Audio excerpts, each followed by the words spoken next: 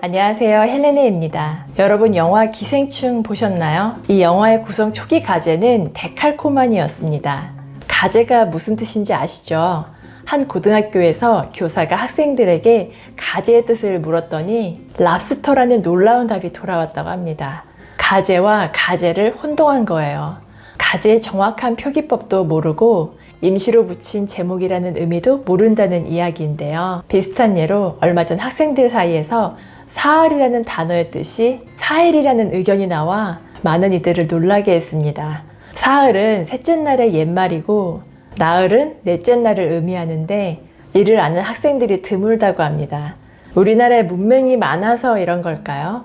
그건 아니에요. 문맹률은 매우 낮습니다. 하지만 문맹이 아닌 것이 문해를 의미하진 않습니다. 문맹은 기초적인 읽기 쓰기 능력이 없는 것을 나타내지만 문해력은 글을 읽고 의미를 이해하는 능력까지 포함하는 개념입니다. 문해력이 어느 정도 적정 수준에 도달해야 사람들과 원활하게 소통하고 문제를 해결하는 능력을 가질 수 있습니다. 앞서 말씀드린 사례처럼 맞춤법과 단어의 뜻을 모르는 게 뭐 그리 중요하냐고 하실 수도 있는데요. 여러분이 생각하시는 것보다 훨씬 중요합니다.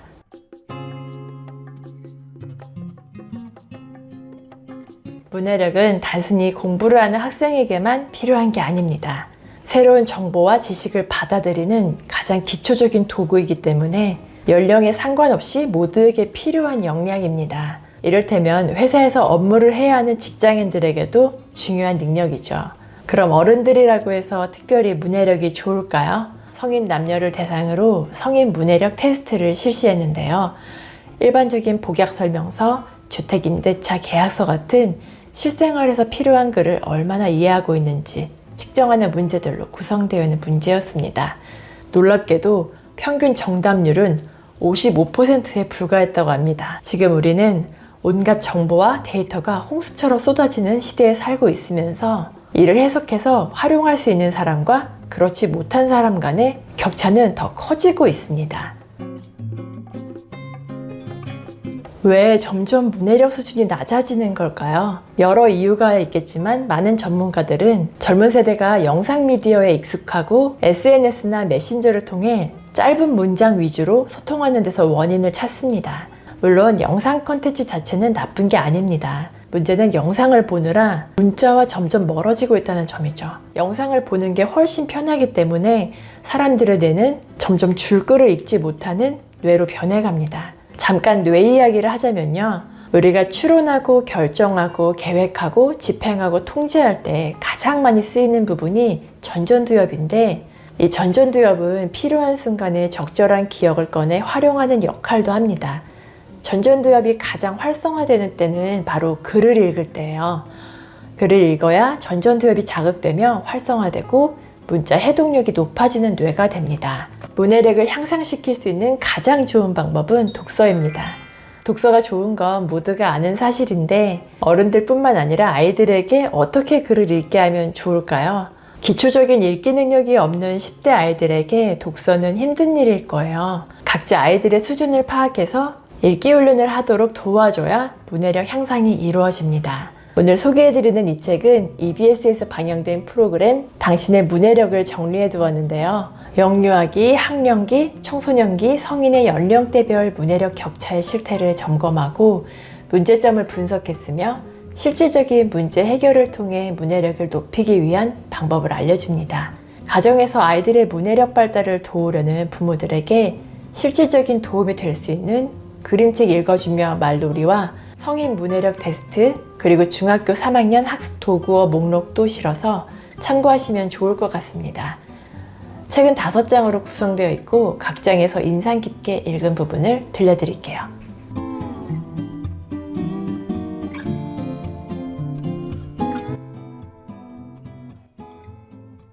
(2018년 2월에) 발표된 보고서에서 영국 문해력재단의 연구진은 글을 읽고 쓰는 문해력 수준이 낮은 지역의 사람들이 대개 소득이 더 낮고 건강에 더 많은 문제를 안고 있다는 점을 밝혀냈는데 문해력이 낮은 지역에 사는 소년과 그렇지 않은 지역에 사는 소년의 기대 수명은 각각 64세와 90.1세로 26년의 차이가 났다.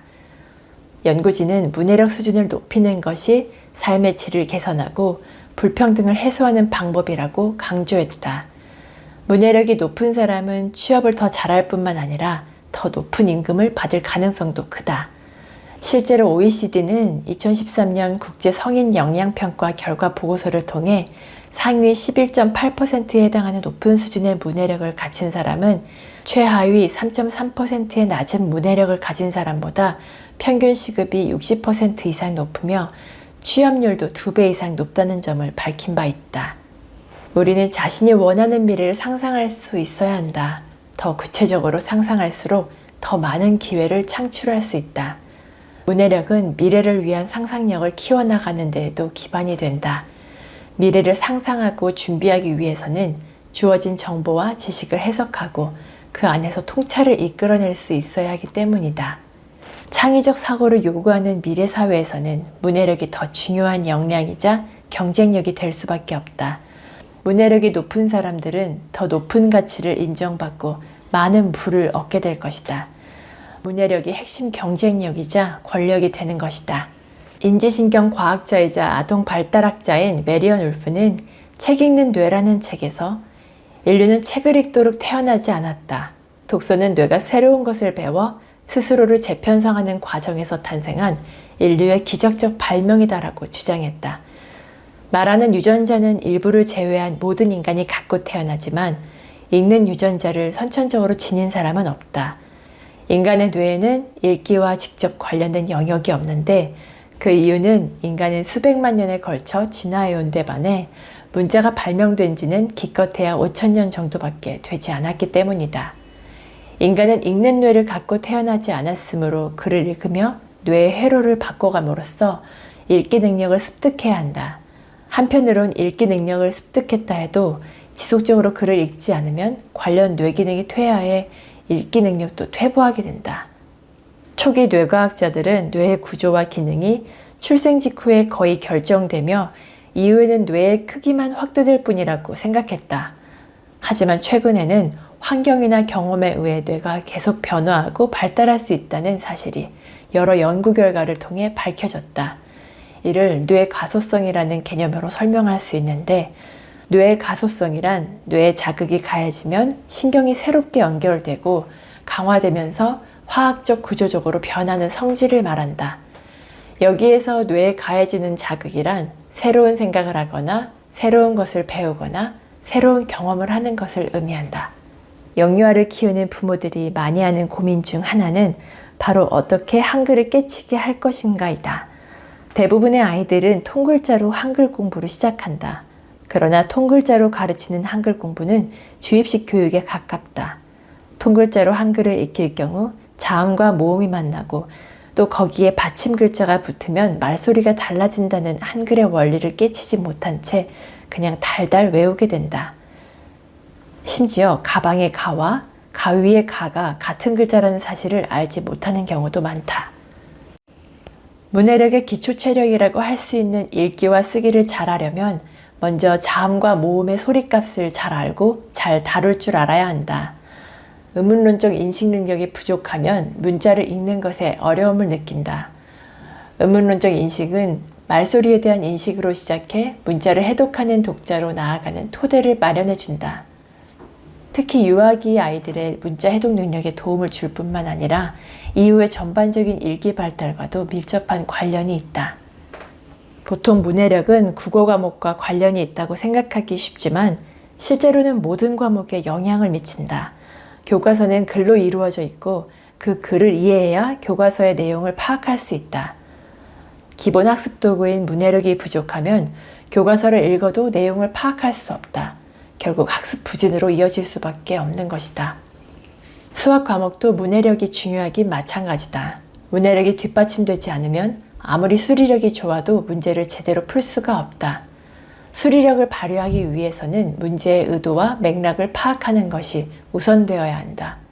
문제를 이해해야 어떤 수학식으로 풀어야 할지도 판단할 수 있으므로 문해력이 있어야 수리력도 높아지는 것이다. 사회, 과학, 역사, 영어 과목도 마찬가지다. 교과서를 읽는 것 자체에 어려움을 느끼는 아이들도 있고 교과서를 읽을 수는 있지만 의미를 이해하지 못해 수업 진도를 따라가지 못하는 아이도 많다. 교과서 문장의 의미를 제대로 이해하지 못하는 아이들이 수업 시간에 선생님이 설명하는 내용을 알아듣고 이해하기를 바라는 것은 무리다. 모든 과목에서 교과서를 포함한 대부분 학습 자료는 읽기 형태로 되어 있기 때문에 읽기 능력은 학업 성취도 전반에 영향을 미치는 가장 중요한 학습 능력으로 이해되어야 한다. 기초 문해력은 크게 5가지 측면으로 나눌 수 있다. 첫 번째는 소리값을 이해해야 하는 거고, 두 번째는 소리값을 기역, 니은, 아야, 어여처럼 철자와 연결하는 능력, 즉 파닉스를 익히는 것인데 이 2가지 능력을 합쳐서 해독 능력이라고 한다. 세 번째는 어휘력이다. 소리들이 뭉쳐서 이루어지는 단어를 이해하고 단어를 들으면 그 의미가 딱 떠오르는 것이 바로 어휘력이다. 네 번째는 유창성이다. 문장을 적절한 속도로 매끄럽게 의미를 살려서 읽어내는 능력을 말한다. 유창성은 앞에서 말한 소리값과 파닉스를 이해하는 능력에 어휘력이 더해져 완성된다. 문해력을 이루는 마지막 5번째는 글의 내용과 내가 알고 있는 지식과 경험을 더해서 추론한 뒤 의미를 구성해내는 과정, 즉 독해 능력이다. 문해력의 5가지 구성 요소 가운데 가장 중요한 밑거름은 어휘력이다. 특히 어휘력은 읽기 능력 발달에 결정적인 영향을 미친다. 글을 정확하고 빠르게 읽고 이해하려면 각 문장을 먼저 정확하고 빠르게 읽고 이해할 수 있어야 한다. 그리고 각 문장의 의미를 제대로 이해하려면 문장을 구성하는 단어들의 의미와 쓰임을 분명하게 파악하고 있어야 한다. 풍부하고 다양한 어휘력을 지니면 그만큼 읽기 학습에서 유리하다. 아이들이 긴 글을 읽고 싶어 하지 않고 글을 읽어도 내용 파악을 제대로 하지 못하는 가장 큰 원인은 바로 어휘력 부족이다. 모르는 어휘가 많으면 글을 읽어도 이해가 안 되니 점점 흥미를 잃고 자신감도 떨어지는 것이다. 디지털 기기와 때려야 뗄 수 없는 시대를 살아가는 우리 아이들은 인터넷에 넘쳐나는 가짜뉴스를 접했을 때 또는 피싱 메일을 받았을 때 그것이 사실인지를 검증하고 적절하게 대처할 수 있어야 한다. 그것이 바로 디지털 문해력이다. 디지털 문명 덕분에 우리는 넘치는 정보 속에서 살아가는 혜택을 누리고 있다. 하지만 그만큼 불확실하고 모호한 정보를 걸러낼 수 있는 디지털 문해력이 요구되고 있는 것도 사실이다. 우리나라 아이들이 사실과 의견을 식별하는 능력에서 최하위 수준을 기록했다는 것은 정보를 명확하게 판단해 적절하게 대처할 수 있는 디지털 문해력이 매우 낮은 상태임을 보여주는 결과이다. 그럼에도 불구하고 학교에서는 디지털 문해력과 관련된 적절한 교육이 이루어지지 않고 있다. 학생들이 학교에서 인터넷 정보가 주관적인지 편향적인지 탐지하는 방법, 피싱 또는 스팸 메일을 탐지하는 방법 등에 관한 교육을 받았는지에 대한 조사에서도 우리나라는 OECD 평균에 미치지 못하는 것으로 나타났다. 우리나라 10대 아이들의 디지털 문해력 수준이 이처럼 낮은 이유는 뭘까? 디지털 기기나 디지털 미디어에 익숙하지 않아서가 아니다. 디지털 문해력 역시 책 읽기 능력과 깊은 관련이 있다. 어렸을 때부터 책 읽기를 통해 전전두엽을 활성화하면 비판적 사고력이 향상되기 마련인데 책을 읽지 않은 아이들은 비판적 사고력을 키우지 못해 정보의 진위를 판별하는 능력도 낮은 것이다. 책에서도 말하듯이 문해력은 인생 전반에 걸쳐 가장 기본이자 핵심이 되는 자산이자 능력입니다. 심지어 건강이나 경제력과 같은 삶의 질을 높여주는 것들에도 영향을 미치죠. 중요한 건 문해력은 운명이 아니라 노력이라는 점입니다. 교육과 훈련을 받으면 누구나 가질 수 있는 능력이니까요. 문해력을 더 향상시키고 싶은 분들이라면 이 책을 꼭 읽어보셨으면 좋겠습니다. 오늘도 끝까지 함께 해주셔서 감사드리고요. 구독과 좋아요 댓글은 큰 힘이 되니 꼭 기억해주세요. 즐거운 하루 보내시고 다음에 또 만나요.